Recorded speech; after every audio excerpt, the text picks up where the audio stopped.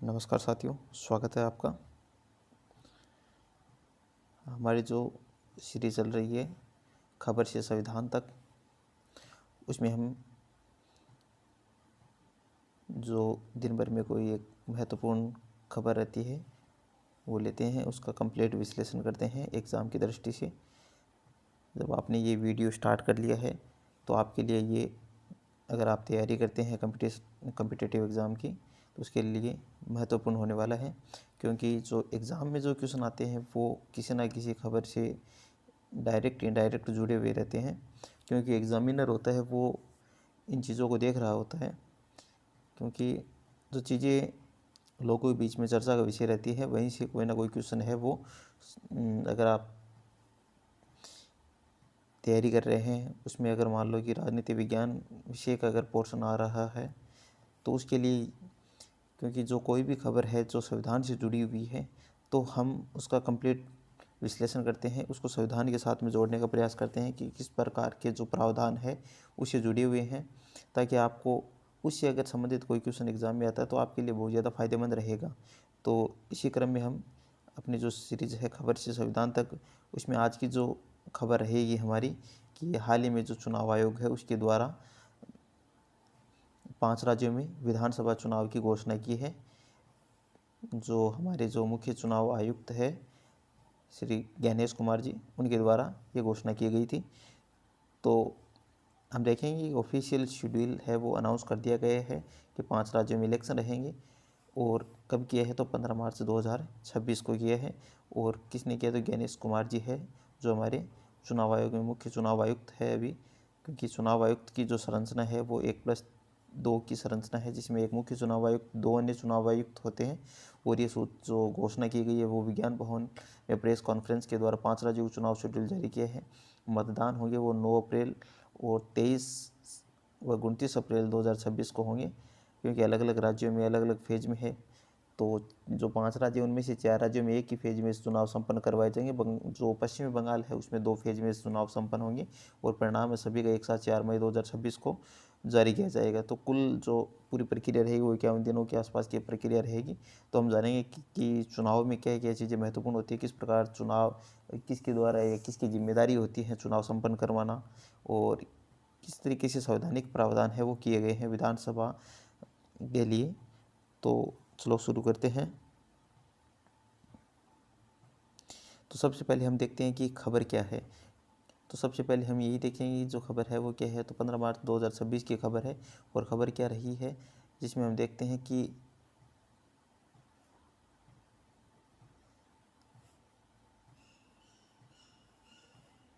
तो हम देखेंगे कि जो 15 मार्च 2026 को भारतीय निर्वाचन आयोग के मुख्य निर्वाचन आयुक्त ज्ञानेश कुमार जी ने विज्ञान भवन नई दिल्ली में प्रेस कॉन्फ्रेंस करके 5 राज्यों और केंद्र शासित प्रदेशों में विधानसभा चुनाव 2026 का आधिकारिक कार्यक्रम घोषित कर दिया है।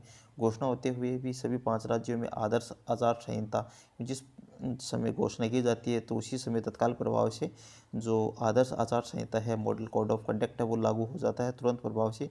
और ऐलान से नतीजों तक कुल 51 दिनों की चुनावी प्रक्रिया रहेगी ये कंप्लीट। उसके बाद हम और आगे अगर चीज़ें देखते हैं तो इसमें यह है कि जैसे घोषणा की तिथि है तो वो आज है 15 मार्च 2026, विज्ञान भवन नई दिल्ली में की गई है। उसके बाद में हम देखते हैं कि जो मुख्य चुनाव आयुक्त है ज्ञानेश कुमार, उनके द्वारा घोषणा की गई है।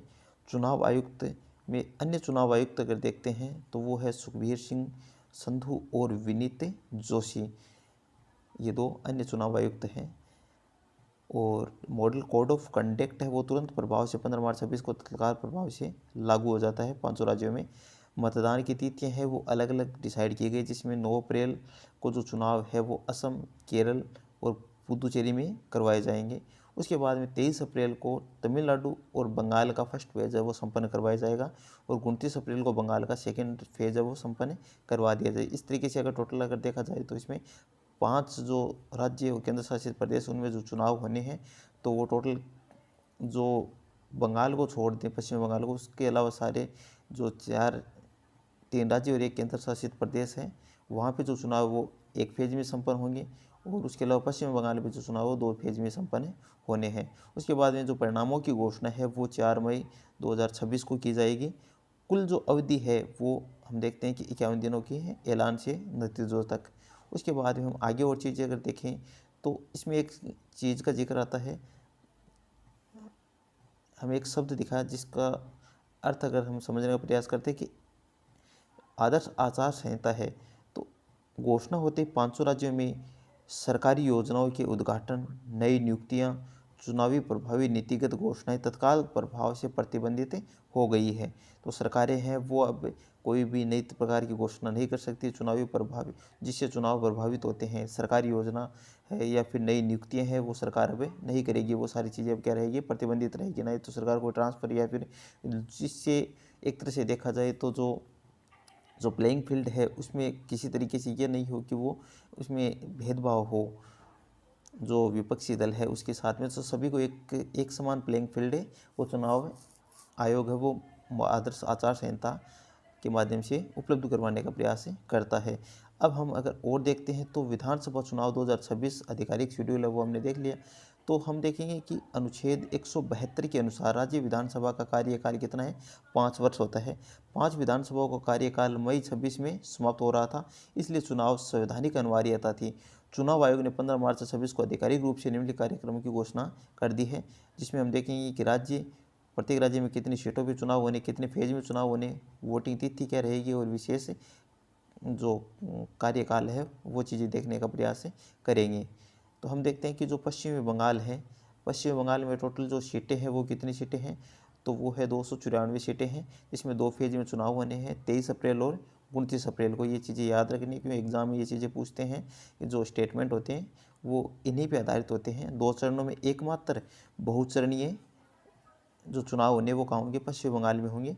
और जो कार्यकाल है वो एक तरह से देखा जाए तो 9 मई 2026 को समाप्त हो जाएगा।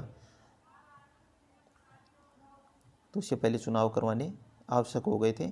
उसके बाद में हम देखते हैं कि तमिलनाडु में, तो तमिलनाडु की अगर चर्चा करते हैं तो तमिलनाडु की जो टोटल सीटें हैं वो 234 सीटें हैं। तो ये चीज़ें हमें याद रखने की, जो 4 राज्य और एक केंद्र शासित प्रदेश में जो चुनाव होने हैं उनमें जो टोटल विधानसभा की सीटें हैं वो कितनी है, वो चीज़ें हमें याद रखनी है।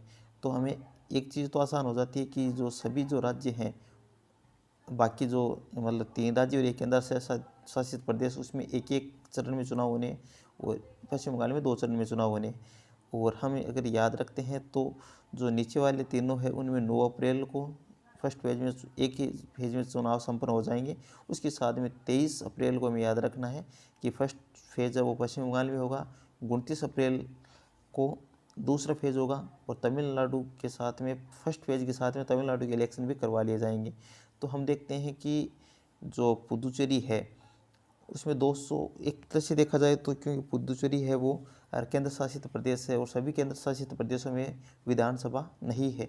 तो एक आर्टिकल है जिसने एक तरह से संसद के द्वारा एक कानून बनाया गया जिसके द्वारा पुदुचेरी को विधानसभा इस्टेब्लिश करने की पावर दी। और अनुच्छेद वो है 239A। वहाँ 30 निर्वाचित और 3 नामित सदस्य होते हैं। इस तरीके से क्योंकि टोटल सीटें देखते हैं तो 30 सीटें हैं, केरल में हम देखते हैं तो 140 सीटें हैं, असम में अगर देखें तो 126 सीटें हैं। तो इस प्रकार से ये सीटों का क्रम रहेगा। ये चीज़ें भी आपको एग्जाम में क्या रखनी है, याद रखनी है। आप इस चीज़ का स्क्रीनशॉट लेके आपके पास सेव भी कर सकते हो, इन चीज़ों को लिख भी सकते हो। उसके बाद में हम देखते हैं कि जैसे मॉडल कोड ऑफ कंडक्ट है वो 15 मार्च को क्या हो जाता है, लागू हो जाता है। मतदान है वो 9, 23 और 29 अप्रैल को होंगे, 3 दिन में। और परिणाम है वो एक तरह से देखा जाए तो 4 मई 2026 को होंगे जारी। उसके बाद में हम देखते हैं कि टोटल कुल चुनाव प्रक्रिया है 51 दिनों की रहेगी, 15 से 4 मई 2026 तक। उसके बाद में पश्चिम बंगाल एकमात्र राज्य है जहां 2 चरण में चुनाव संपन्न होने हैं। शेष 4 राज्य और एक केंद्र शासित प्रदेश में एकल चरण में चुनाव संपन्न होने हैं। 2021 के संदर्भ में अगर पिछली बार इन्हीं 5 राज्यों में एक साथ चुनाव हुए थे, परिणाम 2 मई 2021 को आया था। उसी से वर्तमान विधानसभाओं का 5 वर्षीय कार्यकाल शुरू हुआ। तो अब 2026 में पूरा हो रहा है। अब हम देखें कि 2021 में विधानसभा चुनाव परिणाम आए थे। वर्तमान विधानसभा की संरचना में हम देखते हैं कि 2026 के चुनाव को समझने के लिए 2021 के परिणामों को जानना आवश्यक है, क्योंकि ये वर्तमान विधानसभा की संरचना और कार्यकाल समाप्त हो रहा है। तो प्रत्येक राज्य का विस्तृत परिणाम दिया गया है, एक बार आप थोड़ा सा इनको देख सकते हैं। क्योंकि हम देखते हैं कि जो पश्चिम बंगाल में कुल सीटें हैं वो 294 सीटें हैं। उनमें जो अगर बहुमत की देखा जाए तो 148 सीट लेके आती है, तो बहुमत का आधार रहेगा 148 सीटें। उसके बाद में हम देखें पिछले चुनाव में क्या हुआ, तो जो टीएमसी है, तृणमूल कांग्रेस ममता बनर्जी की, उसने 213 सीटें जीती थी और उसका वोटिंग जो परसेंटेज रहा था वो 47.9% रहा था। और सत्तारूढ़ पार्टी है वर्तमान में और सीएम है ममता बनर्जी। उसके बाद में हम बीजेपी के बारे में देखते हैं कि भारतीय जनता पार्टी, तो भारतीय जनता पार्टी ने उस टाइम पे 77 सीटें जीती और वोटिंग परसेंट रहा 38.1। मुख्य विपक्ष है अभी वहाँ पे। उसके बाद में और अगर देखा जाए तो एक आईएसएफ और अदर कुछ पार्टी उन्होंने 2 सीटें जीती और लेफ्ट प्लस कांग्रेस ने वहाँ पे कुछ नहीं जीती, क्योंकि उसमें देखा जाए तो पिछली बार 2021 में उससे पहले जो चुनाव, इससे भी कांग्रेस -8 सीटें वहाँ पे नीचे गई थी, पूर्णतः सफाया हो गया था। एक कांग्रेस की एक ऐतिहासिक हार थी उस टाइम पे। फिर हम देखते हैं कि एक इंटरेस्टिंग तथ्य है कि नंदीग्राम से सीएम ममता बनर्जी ने चुनाव लड़ा था। नंदीग्राम से जो बीजेपी के शुभेंदु अधिकारी ने 1956 मतों से हराया था ममता बनर्जी को। फिर भी टीएमसी की प्रचंड जीत हुई थी, क्योंकि देखते हैं कि बाद में जो ममता बनर्जी है वो भवानीपुर जो सीट है वहाँ से उपचुनाव होते हैं और वहाँ से विधायक बन के आती है। क्योंकि आप देखते हैं कि आप अगर किसी भी सदन के अगर सदस्य नहीं है या विधानसभा के सदस्य नहीं है तो भी आपको मुख्यमंत्री बनाया जा सकता है, मंत्री बनाया जा सकता है, लेकिन बशर्ते आपको कितने महीने के लिए, 6 माह के लिए बनाया जा सकता है। तो ममता बनर्जी ने उस टाइम पे हार गई थी, लेकिन जो मुख्यमंत्री की पद की शपथ है वो उन्होंने ली थी और बाद में वो भवानीपुर जो सीट है वहाँ से जीत के विधानसभा में आई थी। उसके बाद हम असम के बारे में देखते हैं कि असम में कुल सीटें 126 है और बहुमत का आधार रहेगा 164 रहेगा। बीजेपी है वहाँ पे, उसने 60 सीटें जीती है, 33.2% वोटिंग परसेंटेज रहा था वहाँ पे। एक है वहाँ पे असम गण परिषद, जिसने 9 सीटें जीती थी, एनडीए का सहयोगी दल है ये। उसके बाद में एक जो है यूपीपीएल, यूनाइटेड पीपुल्स पार्टी लिबरल, ये जो पार्टी इसने 6 सीटें जीती थी। लेकिन ये चीज़ें आप क्या है कि थोड़ी सी चीज़ें आपको ध्यान रखनी चाहिए कि पहले अब जो चुनाव है वहाँ पे कौन सी पार्टी पहले सत्तारूढ़ दल के रूप में रही है। कुछ और भी चीज़ें हैं जिसमें आपको थोड़ा सा ये देख सकते हैं कि कुछ और भी पार्टियाँ थी, उन्होंने भी कुछ सीटें हैं वो प्राप्त की थी, लेकिन ये चीज़ें पुराने हो चुकी है। एग्ज़ाम में नए आंकड़े पूछे जाएंगे। एक बार थोड़ा सा इतना याद रखना है कि कौन से जो अभी चुनाव हो रहे हैं उनमें क्या स्थिति पहले रही है। उसके बाद में हम देखते हैं कि जो सीएम है अभी, हेमंत बिस्वा शर्मा को मुख्यमंत्री बनाया गया था वहाँ पे। तो हम देखते हैं कि सीएम हेमंत बिस्वा प्रारंभ से सर्बानंद सोनोवाल को सीएम माना जा रहा था, परंतु बीजेपी विधायक दल ने हेमंत बिस्वा शर्मा को मुख्यमंत्री के रूप में चुना था। फिर हम तमिलनाडु के बारे में देखते हैं तो वहाँ पे टोटल जो सीटें हैं वो 234 है, तो 118 वहाँ पे क्या रहेगा, बहुमत का आधार रहेगा। तो वहाँ पे वर्तमान में अगर देखा जाए तो जो डीएमके है वो वहाँ पे सत्ता में है और वहाँ का जो अभी जो मुख्यमंत्री है वो कौन है, एमके स्टालिन है। तो उन्होंने देखते 133 सीटें जीती और कांग्रेस ने वहाँ डीएमके के साथ गठबंधन किया और 18 सीटें जीत के आया था उस टाइम पे। तो डीएमके कांग्रेस दोनों ने 159 सीटें प्राप्त की थी यहाँ पे। फिर एआईडीएमके है, उन्होंने जो 66 सीटें जीती है, जो मुख्य विपक्ष की भूमिका में है वर्तमान में, और बीजेपी ने वहाँ पे 4 सीटें जीती। तो बीजेपी का थोड़ा सा यहाँ पे थोड़ा सा क्या है, कम ही बोलबाला है। एमके स्टालिन 10 वर्षों के बाद डीएमके की वापसी और बीजेपी ने अपना पूरा प्रयास किया, परंतु केवल 4 सीटें ही मिली। जो कमल हासन भी अपनी कोयम्बटूर दक्षिण सीट से बीजेपी के वंती श्रीनिवास से 1728 वोटों से हारे थे। उसके बाद में हम देखते हैं कि केरल की स्थिति क्या है। तो केरल में 140 सीटें हैं, बहुमत का आधार है वो 71 है। और वर्तमान में हम देखते हैं कि जो एलडीएफ है, वाम लोकतांत्रिक मोर्चा, जिसके पास में कितनी सीटें हैं, 99 सीटें हैं और वर्तमान में सत्तारूढ़ दल है और लगातार दूसरी बार है ये। और उसके बाद में हम देखते हैं कि जो सीपीआईएम है, CPIM communist party of India, मार्क्सवादी उसके पास में 62 सीटें, एलडीएफ का प्रमुख घटक है ये। और उसके बाद में यूडीएफ है, जिसको कहते हैं, जिसे यूनाइट डेमोक्रेटिक फ्रंट, जो कांग्रेस के नेतृत्व में है। उसके पास में 41 सीटें हैं, जो मुख्य विपक्ष की भूमिका में है भी, क्योंकि एलडीएफ और जो सीपीआईएम है वो एक सहयोगी दल के रूप में है वहाँ पे। और जो विपक्ष में है वो क्या है, यूडीएफ है, जो एक संयुक्त लोकतांत्रिक मोर्चा या गठबंधन है, जो कांग्रेस के नेतृत्व में है। उसके पास में 41 सीटें हैं अभी। बीजेपी प्लस एनडीए है, जिसके पास में भी 0 सीटें हैं, यहाँ एक भी सीट नहीं है यहाँ पे। ऐतिहासिक जीत अगर देखा जाए तो 1982 के बाद पहली बार केरल में कोई सरकार लगातार दूसरी बार सत्ता में आई है एलडीएफ की। और सीएम पिनराई विजयन को कोरोना मैनेजमेंट की प्रशंसा का मुख्य कारण रहा था। इस टाइम पे उन्होंने बहुत अच्छे से प्रशासन को संभाला था, इस वजह से रिपीट हुई थी इनकी सरकार। उसके बाद में हम और चीज़ें अगर देखते हैं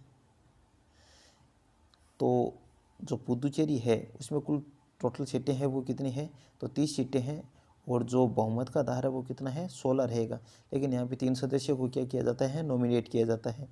ऑल इंडिया नेशनल जो एनआर कांग्रेस है उसके पास में 10 सीटें हैं। और जो बीजेपी जो एनडीए का गठबंधन में है उसके पास में 6 सीटें हैं। एनडीए है उसके पास में कुल 16 सीटें हैं। एक तरह से सत्तारूढ़ दल है वर्तमान में, क्योंकि उसका जो ये दोनों जो ऑल इंडिया कांग्रेस है और बीजेपी जो एनडीए गठबंधन है उसके पास में कितने टोटल कितनी हो जाती हैं, 16 सीटें हो जाती हैं। और कांग्रेस है उसके पास में 2 सीटें हैं। डीएमके के पास 6 सीटें हैं। तो कांग्रेस प्लस डीएमके के पास अगर देखते हैं तो 8 सीटें हो जाती है, जो मुख्य विपक्ष की भूमिका में है अभी। और सीएम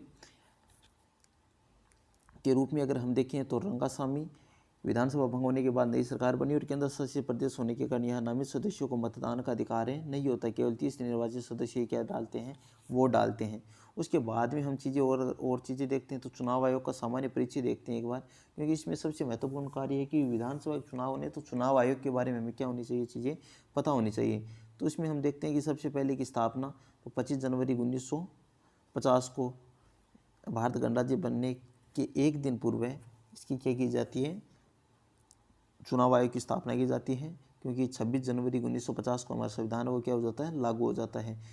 संवैधानिक आधार है तो हम देखते हैं कि भाग जो 15 है, अनुच्छेद 324 से 329 तक हम देखते हैं कि हमें क्या देखने को मिलता है, चुनाव आयोग देखने को मिलता है भाग 15 में। वर्तमान में जो मुख्य जो चुनाव आयुक्त है वो ज्ञानेश कुमार जी है। अन्य चुनाव आयुक्त वो सुखबीर सिंह संधू और विनीत जोशी है। प्रथम जो चुनाव आयुक्त मुख्य चुनाव आयुक्त थे वो सुकुमार सेन थे, 1950 से 1958 तक रहे थे। तो एक चीज़ है कि सबसे पहले जो कठिन परिस्थिति में जो चुनाव संपन्न होने थे वो सुकुमार सेन ने बहुत अच्छे से संपन्न करवाए थे उस टाइम पे।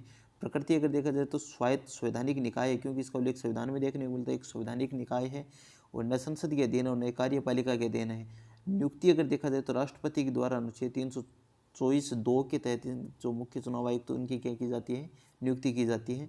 कार्यकाल अगर देखा जाए तो 6 वर्ष और 65 वर्ष की आयु जो भी पहले पूरी होती है वो उनका क्या होता है, कार्यकाल होता है। मुख्यालय है निर्वाचन सदन नई दिल्ली में इनका मुख्यालय है। उसके बाद में हम देखते हैं कि जो भाग जो 15 है उसको हम देखते हैं, क्योंकि जो वर्तमान में अगर देखा गया है कि जो बेयर एक्ट है उससे जो शब्दावली है उससे क्वेश्चन है वो फ्रेम हो रहे हैं। तो हम थोड़ा बेयर एक्ट के बारे में देखेंगे कि अनुच्छेद 324 से 329 तक जो हिंदी में जो मूल पाठ है बेयर एक्ट में उसमें क्या चीज़ें लिखी हुई है वो चीज़ें देखने का प्रयास करेंगे। तो नीचे संविधान के भाग 15 के जो अनुच्छेद है उनको बेयर एक्ट से हिंदी में दिया गया है और प्राय इन्हीं अनुच्छेदों के खंडों के सब क्लॉज में से प्रश्न बनते हैं, इसलिए प्रत्येक खंड को ध्यान से पढ़ें। तो एक बार आपसे अनुरोध रहेगा कि आप अगर बाकी चीज़ें अगर ध्यान नहीं रख सकते तो कम से कम ये जो पोर्शन अब जो है वो आपको हमेशा क्या रखना है, याद रखना है, क्योंकि क्वेश्चन है वो यहीं से बनेंगे आपके। अनुच्छेद 324 में क्या लिखा हुआ है, सबसे शुरुआत होती है, पहला जो आर्टिकल है चुनाव से जो चुनाव आयोग से जुड़ा हुआ वो है, उसमें निर्वाचनों के अधीक्षण निर्देशन और नियंत्रण का निर्वाचन आयोग में निहित होना, मतलब कि क्या क्या चीज़ें चुनाव आयोग में निहित होगी तो वो चीज़ें देखनी। एक तो होगा अधीक्षण, निर्देशन और नियंत्रण, ये तीनों ही चीज़ किसके हाथ में है, चुनाव आयोग में, चुनाव आयोग के हाथ में है। उसके बाद में हम देखते हैं कि जो 324 क्लोज फर्स्ट है वो क्या कहता है, तो इस संविधान के अधीन संसद और प्रत्येक राज्य के विधानमंडल के लिए कराए जाने वाले तो किस किस की चीज़ कि इस संविधान के अधीन संसद, तो संसद के अंदर क्या हो गया, एक तो लोकसभा हो गई और एक राज्यसभा हो गई, तो दो तो इनके हो गए। प्रत्येक राज्य की विधानमंडल, तो प्रत्येक राज्य की विधानमंडल में क्या आती है, एक तो विधानसभा आती है और एक क्या आती है, विधान परिषद आती है, विधान परिषद आती है। सभी निर्वाचनों के लिए तथा राष्ट्रपति और उपराष्ट्रपति, मतलब प्रेसिडेंट हो गया और प्लस इसके साथ में वाइस प्रेसिडेंट हो गए, के लिए निर्वाचनों के लिए निर्वाचक नामावली तैयार कराने का और उन सभी निर्वाचनों के संचालन का अधीक्षण, निर्देशन, नियंत्रण का एक आयोग में निहित होगा, जिसे ही हम क्या कहेंगे, निर्वाचन आयोग कहेंगे संविधान में। तो ये चीज़ें हम याद रखनी है। तो किस चीज़ के चुनाव है वो चुनाव आयोग संपन्न करवाता है, इलेक्शन कमीशन ऑफ इंडिया है वो संपन्न करवाता है। वो तो लोकसभा राज्यसभा दोनों के, विधानसभा विधान परिषद के और राष्ट्रपति और उपराष्ट्रपति के, इनके लिए निर्वाचक नामावली भी तैयार करता है और उनका संचालन का, अधीक्षण का, निर्देशन का, नियंत्रण का है वो सारा किस में निहित होगा, चुनाव आयोग में निहित होगा, जिसे क्या कहेंगे, निर्वाचन आयोग कहा जाएगा। उसके बाद में 324 क्लोज 2 देखते हैं उसमें, तो उसमें क्या लिखा हुआ है, तो हम देखेंगे कि निर्वाचन आयोग मुख्य निर्वाचन आयुक्त और उतने अन्य निर्वाचन आयुक्तों से, मतलब जितने राष्ट्रपति जो है वो डिसाइड करेगा, उतने अन्य निर्वाचन आयुक्तों से मिलकर बनेगा।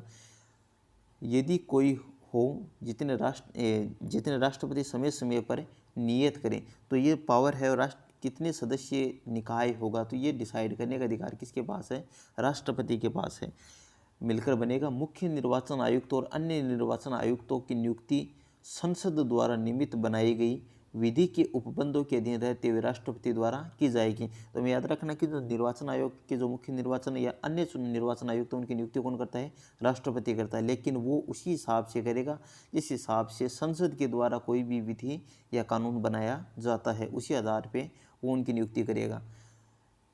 तीसरा हम देखते हैं कि 324 का क्लोज जो 3 है वो क्या कहता है, क्योंकि आजकल जो क्वेश्चन आ रहे हैं वो जो आपका कोई भी टॉपिक दे रखा है उसमें जो आर्टिकल के क्लोज के अंदर से क्वेश्चन पूछ रहे हैं, तो ये हमारे लिए थोड़ा सा इंपॉर्टेंट हो जाता है। तो पहले हम देखते हैं कि 324(1) में क्या है, अधीक्षण, नियंत्रण और उनकी जिम्मेदारी दी गई है और उसमें किन किन के चुनाव संपन्न करवाएगा वो चीज़ें लिखी गई है। उसके बाद में दूसरे में देखते हैं कि कितने मुख्य चुनाव आयुक्त, अन्य चुनाव आयुक्त होंगे, तो ये चीज़ें भी हमें थोड़ा सा याद रखना है। उसकी नियुक्ति कौन करेगा, किस विधि के उपबंधों के तहत करेगा, ये वो किस विधि बनाने का अधिकार किसके पास है, संसद के पास है, ये चीज़ें याद रखनी। और 324 क्लोज 3 है उसमें क्या लिखा है, जब कोई अन्य निर्वाचन आयुक्त इस प्रकार नियुक्त किया जाता है जब मुख्य निर्वाचन आयुक्त निर्वाचन आयोग के अध्यक्ष के रूप में कार्य करेगा। मतलब अगर अन्य एक सदस्य अगर निकाय होगा तो उसमें मुख्य, पहले अगर देखा जाए तो एक सदस्य ही निकाय था, सिर्फ मुख्य निर्वाचन आयुक्त ही होते थे। फिर उसके बाद में हम देखते हैं कि लगभग 1989 के आस में इसमें इसको जो राजीव गांधी के टाइम पे इसको 3 सदस्य किया गया था, 1+2 की व्यवस्था की गई थी, लेकिन उसके बाद में कुछ समय बाद में इसको वापस हटा दिया। फिर शायद 93 के आसपास इसको वापस 3 सदस्य निकाय किया और उसके बाद में लगातार ये 3 सदस्य निकाय के रूप में कार्य कर रहा है। तो जब अगर 3 में कहा है कि जब कोई अन्य निर्वाचन आयुक्त की अगर नियुक्ति हो जाती है तब जो मुख्य निर्वाचन आयुक्त है वो आयोग के अध्यक्ष के रूप में कार्य करेगा, ये हमें चीज़ें याद रखनी है। फिर हम देखते हैं कि क्लोज 4 क्या कहता है इसका, जब निर्वाचन आयोग की सहायता के लिए क्षेत्रीय आयुक्त नियुक्त करना आवश्यक हो, तो हम देखते हैं कि जो निर्वाचन आयोग है उनकी सहायता के लिए क्या बनाए जाते हैं, क्षेत्रीय आयुक्त नियुक्त किए जाते हैं। तो क्षेत्रीय नियुक्त आयुक्त है वो किस आर्टिकल के तहत होते हैं, 324(4) के आर्टिकल जो है उसके तहत वो क्या होते हैं, नियुक्त होते हैं। तब राष्ट्रपति संसद द्वारा बनाई गई विधि के उपबंधों के अधीन रहते हुए ऐसे आयुक्त नियुक्त करेगा। ये चीज़ें हमें क्या रखनी है, याद रखनी। उसके बाद में हम देखते हैं कि 324 जो क्लोज 5 है उसमें क्या लिखा हुआ है, तो मुख्य निर्वाचन आयुक्त की सेवा की शर्तें उनकी नियुक्ति के पश्चात उसके अलाभकारी रूप में बदलाव नहीं किया जाएगा तथा मुख्य निर्वाचन आयुक्त को उसके पद से केवल उसी रीति से और उन्हीं आधारों पर हटाया जाएगा जिस रीति से जिन आधारों पर उच्चतम न्यायालय के मुख्य न्यायाधीश या अन्य न्यायाधीश को हटाया जाता है। तो ये चीज़ें थोड़ी सी हमें क्या रखनी है, याद रखनी है कि अगर देखा जाए तो मुख्य या अन्य निर्वाचन या चुनाव आयुक्त है उनका कार्यकाल क्या रहेगा, उनको हटाने का आधार क्या रहेगा, किस रीति से हटाए जाएंगे, किसके समकक्ष माने गए हटाने के हिसाब से अगर देखा जाए तो हम देखेंगे कि उसमें है कि जैसे सुप्रीम कोर्ट के जजेज है उनको हटाते हैं उसी हिसाब से इनको हटाया जाएगा, उन्हीं आधारों पे हटाया जाएगा। तो ये थोड़ी सी इंपॉर्टेंट हो जाता है आपके लिए आर्टिकल जो 324(5) है वो आपके लिए बहुत ज़्यादा महत्वपूर्ण हो जाता है कि इसमें मुख्य निर्वाचन आयुक्त और उनकी सेवा शर्तें और उनके कार्यकाल उनके बारे में बताया गया और उसको हटाने का आधार बताया गया किस तरीके से हटाया जाएगा। फिर उसके बाद में देखते हैं कि जो 324(6) उसमें है कि राष्ट्रपति राज्य का राज्यपाल जब निर्वाचन आयोग द्वारा ऐसे अनुरोध किया जाए, निर्वाचन आयोग को ऐसे कर्मचारी वृंद उपलब्ध कराएगा जो उसके कार्यों में निर्वहन के लिए आवश्यक हो। तो जैसे चुनाव के समय अलग अलग जो ड्यूटियाँ लगती है कर्मचारियों की, तो वो जो व्यवस्थाएं जो करवाने का काम है वो कौन करेगा, राष्ट्रपति और राज्यपाल करेंगे। जब निर्वाचन आयोग है वो अनुरोध करेगा कितने कर्मचारी चाहिए उसको, वो सारी चीज़ें की व्यवस्था करके देनी पड़ेगी, तो उसके लिए कर्मचारी वृंद है वो उपलब्ध करवाए जाएंगे। तो ये है जो 324(6) में ये सारी चीज़ें लिखी हुई है। तो हम देखते हैं कि खंड जो सबसे महत्वपूर्ण है वो कौन सा है, 5 है, जिसमें उसके हटाने का तरीका दिया गया है। अधीक्षण, निदेशन और नियंत्रण ये प्लेनरी पावर है एक तरह से देखा जाए तो। ये मुख्य रूप से अगर देखें तो महेंद्र जो सिंह गिल केस था 1978 का, उसमें निकल के हमारे सामने आया था। उसके बाद में हम देखते हैं कि 324 के बाद में जो आर्टिकल है 325 में क्या लिखा है, तो 325 में हम देखते हैं कि कुछ आधार दे रखे हैं जिनके आधार पर किसी भी व्यक्ति को निर्वाचक नामावली से अपात्र नहीं किया जाएगा। तो एक तो क्या दे रखा है, धर्म दे रखा है, मूलवंश है, जाति है, लिंग, ये 4 चीज़ें हमें याद रखने की। 4 चीज़ों के आधार पे किसी भी व्यक्ति को हम निर्वाचक नामावली में शामिल करने या उसे अपात्र नहीं घोषित करते और इस आधार पे किसी को पात्र भी नहीं बनाया जा सकता। तो ये चीज़ें हमें क्या रखनी है, याद रखनी है। किसी व्यक्ति को केवल धर्म, मूलवंश, जाति, लिंग या इनमें से किसी के आधार पर किसी विशेष निर्वाचन क्षेत्र के लिए किसी विशेष निर्वाचक नामावली में सम्मिलित होने या सम्मिलित किए जाने का दावा करने के लिए अपात्र नहीं ठहराया जाएगा। ये चीज़ याद रखनी है। तो 4 आधार याद रखने, धर्म, मूलवंश, जाति, लिंग के आधार पर। अब इसमें आपको वर्ग भी लिख सकता है या फिर अन्य कोई और भी चीज़ है वो इसमें लिख सकते हैं, तो आपको थोड़ा सा याद नहीं। अब इसमें निवास स्थान के आधार पर, तो निवास स्थान के आधार पर किसी व्यक्ति को अपात्र किया भी जा सकता है। तो हम देखेंगे कि ये 4 आधार है वो हमें क्या रखने, याद रखने हैं। उसके बाद में हम देखते हैं कि जो सार्वभौमिक निर्वाचक नामावली है, पृथक निर्वाचक क्षेत्र का उन्मूलन है, तो इसमें ही इसी के आधार पे है वो सारा सारा सार्वभौमिक निर्वाचक नामावली और पृथक निर्वाचन क्षेत्र। तो ये सारा जो आधार है इन दोनों चीज़ों का वो क्या है, अनुच्छेद 325 है। उसके बाद में हम देखते हैं कि अनुच्छेद 326 के बारे में। 326 में हम देखेंगे कि उसमें क्या है, तो उसमें 326 में लोकसभा, राज्य विधानसभाओं के लिए निर्वाचन वयस्क मताधिकार के आधार पर होगा। मतलब एक निश्चित आयु के बाद में सभी जो नागरिक हैं उनको मतदान का अधिकार रहेगा। तो वयस्क मताधिकार का जो एक तरह से देखा जाए तो जो उल्लेख अगर देखने को मिलता है हमें वो कहाँ है, 326 में मिलता है। तो आर्टिकल 326 के तहत लोकसभा और राज्य विधानसभाओं के लिए निर्वाचन है वो वयस्क मताधिकार के आधार पर किया जाएगा। अब इसमें हम थोड़ा सा एक बार देखते हैं कि लोकसभा के लिए प्रत्येक राज्य की विधानसभा के लिए निर्वाचक वयस्क मताधिकार के आधार पर होगा, अर्थात प्रत्येक व्यक्ति जो भारत का नागरिक है, तो ये याद रखना है कि किसको मतदान का अधिकार है, जो भारत का नागरिक है और जो 18 वर्ष से कम आयु का नहीं है, मतलब 18 से ज़्यादा का है, संविधान के अधीन बनाई गई किसी विधि के अधीन अन्य अनधिकृत नहीं है, मतलब अयोग्य या डिस्क्वालीफाई नहीं है, ऐसे किसी निर्वाचन में मतदाता के रूप में रजिस्टर्ड होने का हकदार होगा। तो ये चीज़ें हमें थोड़ी सी क्या रखनी है, याद रखनी है। उसके बाद में हम देखते हैं कि जो 61वां संविधान संशोधन 1988 द्वारा मतदान की आयु वो 21 से घटाकर कितनी कर दी जाती है, 18 वर्ष की जाती है। इसमें करोड़ों युवाओं को मतदान का अधिकार है वो मिलता है। उसके बाद में हम देखते हैं कि एक आर्टिकल है 327 और एक आर्टिकल है 328, इन दोनों को साथ में देखते हैं कि इसमें क्या है कि मूल पाठ में हम देखते हैं कि संसद को विधि द्वारा विधानमंडलों के लिए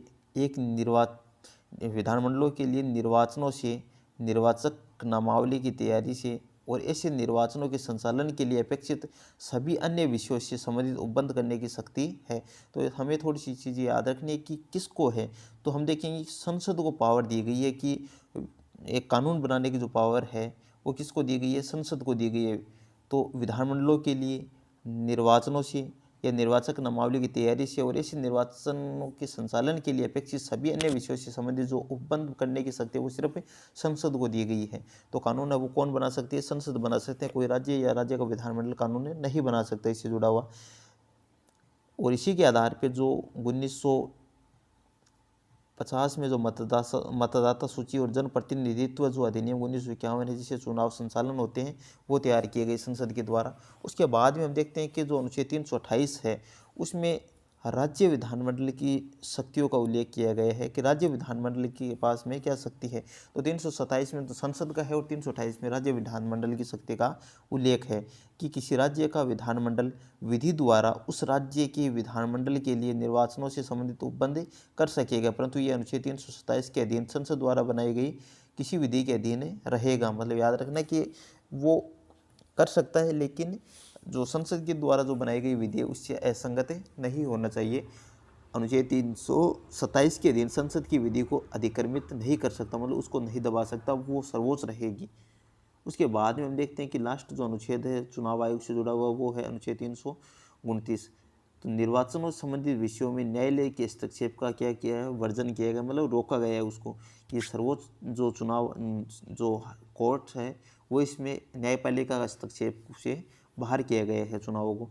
इसमें हम देखते हैं कि इस संविधान के अधीन बनाई गई किसी विधि द्वारा उसके अधीन परिसीमन निर्वाचन क्षेत्रों का, तो जो परिसीमन होती है निर्वाचन क्षेत्रों का, ऐसी किसी निर्वाचन क्षेत्र को आवंटित स्थानों की संख्या, मतलब जो प्रत्येक जो निर्वाचन क्षेत्र उनको जो सीटें अलॉट की जाती है उनकी संख्या किसी न्यायालय में उन पर प्रश्न नहीं उठाया जाएगा। मतलब परिसीमन का मामला होता है उसमें एक तरह से देखा जाए तो उसमें कोर्ट है वो कोई प्रकार का हस्तक्षेप नहीं कर सकता, उसमें सीटों के विभाजन में भी कोई हस्तक्षेप नहीं कर सकता है। वो कौन कहता है, 329A कहता है। उसके बाद में 329B में क्या है कि संसद के किसी सदन के लिए, मतलब संसद के किसी सदन के लिए, मतलब लोकसभा और राज्यसभा के लिए, या किसी राज्य के विधानमंडल के लिए, तो विधानमंडल में वही दो विधानसभा और विधान परिषद के लिए सदन या सदन के लिए कोई निर्वाचन ऐसे प्राधिकरण को और ऐसी रीति से प्रस्तुत निर्वाचन याचिका द्वारा ही प्रस्थानगत किया जाएगा जो सम्यक विधानमंडल द्वारा बनाई गई विधि द्वारा या उसके अधीन उपबंधित है। मतलब उन्हीं चीज़ों पे न्यायालय हस्तक्षेप कर पाएगा जो विधि द्वारा बनाई गई है, चाहे लोकसभा के द्वारा या फिर जो संसद के द्वारा या फिर विधान मंडलों के द्वारा। उसमें जो आधार है जिससे के आधार पर न्यायपालिका में जा सकते हैं, उन्हीं आधार पर न्यायालय सुनवाई कर सकता है। इसमें हम देखिए, इसमें जो अभी तक हमने देखा है वो क्या देखा है कि जो चुनाव आयोग से जुड़े हुए जो प्रावधान है उस संवैधानिक आधार क्या है वो हमने देख लिए हैं। उसके बाद में हम देखते हैं चुनाव याचिका इलेक्शन पिटीशन केवल उच्च न्यायालय में ही सुनवाई की जा सकती है एक तरह से देखा जाए तो प्रथम दृष्टया, लेकिन सुनवाई सर्वोच्च न्यायालय अपील है वो 19वीं संविधान संशोधन 1966 द्वारा इलेक्शन ट्रिब्यूनल के समाप्त होने के बाद में उसकी अपील है वो कहाँ की जा सकती है, सर्वोच्च न्यायालय में भी की जा सकती है। उसके बाद में हम देखते हैं कुछ जो लैंडमार्क जो डिसीजन रहे हैं कुछ केस में वो एक बार देखने का प्रयास करते हैं। उसमें हम देखते हैं सबसे पहले है कि मोहिंदर सिंह गिल का जो मामला था वर्सेज इलेक्शन कमीशन के साथ में 1978 का मामला है ये। उसमें हम देखते हैं कि अनुच्छेद 324 जो प्लेनरी जो पावर देता है, जो मुख्य जो भारतीय चुनाव आयोग है उन परिस्थितियों में भी कार्य कर सकता है जहाँ कोई लिखित कानून मौन हो, स्वतंत्र निष्पक्ष चुनाव सुनिश्चित करना हो, तो वो इसका क्या है, सर्वोच्च उद्देश्य है। क्योंकि वो परिस्थिति में मतलब उन सभी चीज़ों में वो भी कार्य कर सकता है, क्योंकि ये चुनाव आयोग की क्या है, शक्ति है कि जहाँ पे अगर कोई लिखित कानून नहीं है लेकिन चुनाव को स्वतंत्र निष्पक्ष बनाने के लिए वो सर्वोच्च उद्देश्य है उसका, इस वजह से वो उन सभी परिस्थितियों में भी कार्य अपने स्वविवेक के आधार पर कार्य कर सकता है। ये है मोहिंदर सिंह गिल केस में सुप्रीम कोर्ट ने कहा था। उसके बाद में हम देखते हैं कि TN जो सेशन है यूनियन ऑफ इंडिया का मामला है 1995 का। उसमें क्या था, तो हम देखते हैं कि जो मुख्य चुनाव आयुक्त है फर्स्ट अमॉन्ग इक्वल्स है, मतलब कि अगर तीनों है, तीनों में से अगर देखा जाए तो तीनों में सर्वोच्च कौन है। क्योंकि हम देखते हैं कि 1995 का मामला तो उस टाइम पे जो चुनाव आयोग है वो 3 सदस्य हुआ ही था 1993 के आसपास। तो उसके बाद में जो TN सेशन थे उस टाइम पे, उन्होंने क्या किया, इसको चैलेंज किया कि जो 3 है तीनों में क्या तीनों समान है। तो सुप्रीम कोर्ट ने कहा कि तीनों समान नहीं है, लेकिन फर्स्ट अमॉन्ग इक्वल्स है, मतलब तीनों में जो मुख्य चुनाव आयुक्त है वो क्या है, तीनों बराबर है। लेकिन उनमें से जो बाकी है एक तरह से बहुसदस्यीय जो आयोग की संवैधानिकता पुष्ट है, लेकिन बहुमत से निर्णय मान्य है।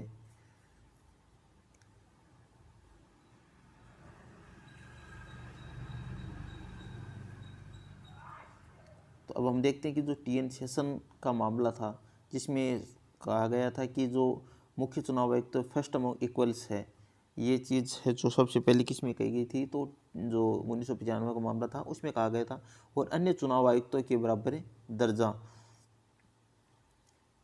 फिर बहुसदस्य आयोग की संवैधानिकता को स्वीकार कर लिया गया था इस टाइम पे, और बहुत से निर्णय मान्य होंगे। मतलब ये 3 सदस्य अगर ये निकाय है, उनमें जो 2 अन्य है उनका भी एक तरह से देखा जाए तो मतलब पक्ष वो सुना जाना चाहिए। इसके लिए एक तरह से जो निर्णय है वो किस आधार पे होंगे, बहुमत के आधार पे होंगे। जिस साइड में 3 सदस्य है तो तीनों में से जिस साइड 2 सदस्य होंगे वो चीज़ें मानी जाएगी एक तरह से देखा जाए तो।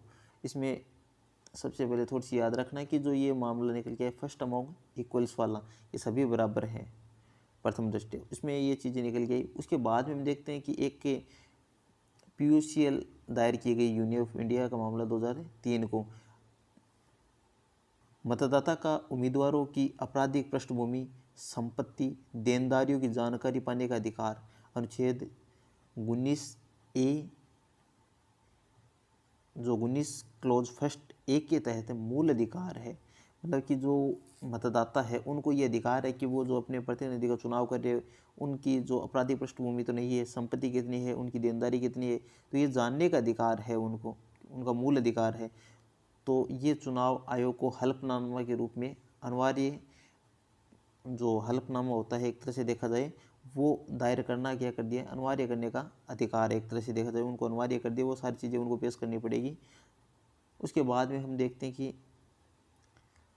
एक मामला रहा है Anoop Barnwal Union of India का मामला 2023 का भी लेटेस्ट ही मामला है कि 5 न्यायाधीशों की पीठ थी जिसने मुख्य चुनाव आयुक्त और जो अन्य चुनाव आयुक्त है उनकी नियुक्ति 3 सदस्यीय समिति के द्वारा की जाएगी, जिसमें प्रधानमंत्री रहेगा, जिसमें नेता प्रत्येक LOP रहेगा, जो लीडर ऑफ अपोजिशन रहेगा वो CJI रहेगा। 2023 में संशोधन के द्वारा CJI को हटाया गया, जो बहुत ज़्यादा विवादास्पद रहा था, क्योंकि हम देखते हैं कि जो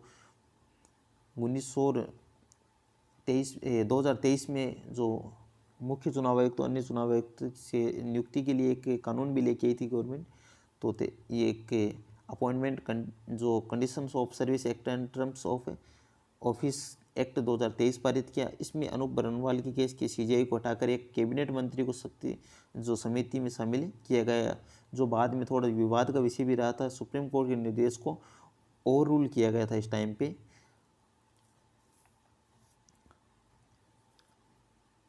एक जो मामला रहेगा इंदिरा गांधी और राजनारायण केस 1975 का, जिसमें अनुच्छेद 329A 39वां संविधान संशोधन जो PM के चुनाव को न्यायिक समीक्षा से बाहर करता था को बेसिक स्ट्रक्चर के विरुद्ध माना, और उसको क्या कर दिया गया, रद्द कर दिया गया था उस टाइम पे। अब हम और चीज़ अगर हम देखें तो विधानसभा से संबंधित कुछ जो आर्टिकल्स है वो क्या कहते हैं, तो भाग 6 में हम देखते हैं कि जो 168 है उसमें कि राज्य विधानमंडल की संरचना को लेकर विधानसभा सभी राज्यों में रहेगी, विधान परिषद है केवल अभी 6 ही राज्यों में है, और वहाँ पे क्या रहेगा, राज्यपाल प्लस राज्यपाल रहेगा। उसके बाद में 170 में हम देखते हैं कि विधानसभा की संरचना का उल्लेख है, जिसमें अधिकतम 500 और न्यूनतम 60 सदस्य रहेंगे। अपवाद है जो गोवा में 40 सदस्य, सिक्किम में 32 है, मिजोरम में 40 है। तो ये थोड़ी सी क्या है, अपवाद है, क्योंकि ये संसद है वो विधि बना के कर सकती है अगर वहाँ पे 60 सदस्य से कम सीटें अगर है तो। फिर उसके बाद में हम देखते हैं कि जैसे 172 में क्या है, तो कार्यकाल है 5 वर्ष का, प्रथम अधिवेशन से 5 वर्ष का कार्यकाल रहेगा। आपातकाल में अनुच्छेद 352 संसद एक वर्ष के बढ़ा सकती है, आपात समाप्ति की 6 माह के बाद तक बढ़ा सकती है। मतलब कि ये है कि आपातकाल अगर समाप्त हो उसके 6 महीने के बाद क्या करवानी होंगी, चुनाव करवाने होंगे। फिर 173 में क्या है, सदस्यता की रहता है, मतलब योग्यता है। भारत का नागरिक हो, आयु है वो 25 वर्ष पूर्ण हो, उसी राज्य की किसी निर्वाचक नामावली के नाम हो, उसका किसी लाभ के पद पर न हो। ये कुछ चीज़ें लिखी हुई है कहाँ पे, 173 में जो सदस्य की योग्यता के बारे में है विधानसभा के लिए। फिर 174 में देखते हैं कि 70 का आहूत और विघटन किस प्रकार, तो 2 सत्रों के बीच 6 माह से अधिक का क्या नहीं होना चाहिए, अंतर नहीं होना चाहिए। और राज्यपाल बुलाता है, मतलब सत्र को आहूत करता है और सत्र अवसान करता है। और भंग का जो अधिकार है वो भी किसके पास में रहेगा, जो राज्यपाल उसके पास में रहेगा। फिर उसके बाद में देखते हैं कि 175 के अंदर 175 में राज्यपाल का संदेश है कि राज्यपाल किसी लंबित विधेयक के संबंध में सदन को संदेश भेज सकता है। तो ये किसके अकॉर्डिंग होता है, 175 के अकॉर्डिंग होता है। उसके बाद में देखिए 176 के अनुच्छेद 176 के बारे में देखते हैं कि विशेष अभिभाषण है राष्ट्रपति का, कि नई विधानसभा से पहले सत्र में राज्यपाल दोनों सदनों को संयुक्त अभिभाषण देता है। तो विशेष अभिभाषण राज्यपाल का ये, तो वो है हमें 176 में। उसके बाद में हम देखते हैं चुनाव आयोग की जो संवैधानिक स्वायत्ता है उसके बारे में हम देखेंगे कि महाभियोग द्वारा मुख्य चुनाव आयुक्त है और अन्य चुनाव आयुक्त है, उसमें महाभियोग द्वारा ही हटाया जा सकता है। तो लेकिन इसमें महाभियोग जो है वो मुख्य चुनाव आयुक्त के लिए महाभियोग शब्द का प्रयोग नहीं किया गया है। प्रक्रिया जो सर्वोच्च न्यायालय के न्यायाधीश को हटाने के समान इसकी प्रक्रिया रखी गई है, जो विशेष बहुमत से हटाए जा सकते हैं। तो वेतन उच्चतम न्यायालय के न्यायाधीश के समान रहेगा। हटाने की शक्ति है वो मुख्य चुनाव आयुक्त की, एक तरह से देखा जाए कि जो अन्य चुनाव आयुक्त है उनको हटाने की जो पहले सिफारिश है वो कौन करेगा, मुख्य चुनाव है अन्य चुनाव आयुक्त को हटाने की सिफारिश करेगा। उसके बाद हम देखते हैं कि आदर्श आचार संहिता जो आज से क्या हो जाती है, लागू हो जाती है। तो महत्वपूर्ण है कि आज से हम चुनावी घोषणा होती है 5 राज्यों में जो मॉडल कोड ऑफ कंडक्ट है वो क्या हो जाता है, तो तुरंत प्रभाव से लागू हो जाता है। अब चुनावी घोषणा की तिथि से तत्काल 15 मार्च 2026 ही हो गई, समाप्त कब होगी, तो परिणाम घोषणा तक प्रभावशाली रहेगी। वैधानिक आधार क्या है, तो कोई कानूनी नहीं है, केवल सहमति और परंपरा पर आधारित है। कोई विशेष कोई इसका शब्द से लिखा हुआ कोई आर्टिकल ऐसा नहीं है। पहली बार कब, तो 1960 में केरल में विधानसभा चुनाव में लगी थी। राष्ट्रीय स्तर पर 1971 से ये प्रभावी हो रही है। तो सबसे पहले 1960 में राज्य स्तर पर इसका प्रयोग हुआ था।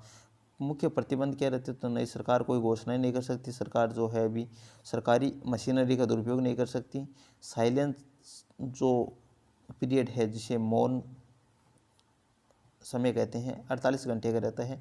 जो चुनाव जिस डेट को संपन्न होने उससे 48 घंटे पहले का जो समय है वो साइलेंट पीरियड कहलाता है। एग्जिट पोल पर प्रतिबंध है।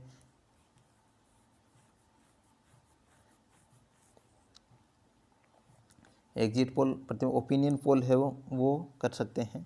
उसके बाद में हम देखते हैं कि जैसे आदर्श आचार संहिता का विश्लेषण अगर करते हैं, परिभाषा डेफिनेशन क्या है, तो आदर्श आचार संहिता नियमों का वह समुच्चय जो चुनाव अवधि के दौरान राजनीतिक दलों, उम्मीदवारों, सत्तारूढ़ सरकार के आचरण को नियंत्रित करता है, ताकि स्वतंत्र, निष्पक्ष और समान अवसर जो लेवल प्लेइंग फील्ड वाले चुनाव संपन्न हो सके। सरल उदाहरण देते हैं, जैसे क्रिकेट की पिच की देखभाल करने वाली टीम उसे अपने अनुकूल बना सकती है। तो मॉडल कोड ऑफ कंडक्ट ये सुनिश्चित करती है कि पिच बराबर रहे, सत्तारूढ़ दल सरकारी मशीनरी का दुरुपयोग अपने प्रचार के लिए न कर सके। तो यही आदर्श आचार संहिता होती है। अब हम देखते हैं कि जो मॉडल कोड ऑफ कंडक्ट किस आधार पर लागू होता है।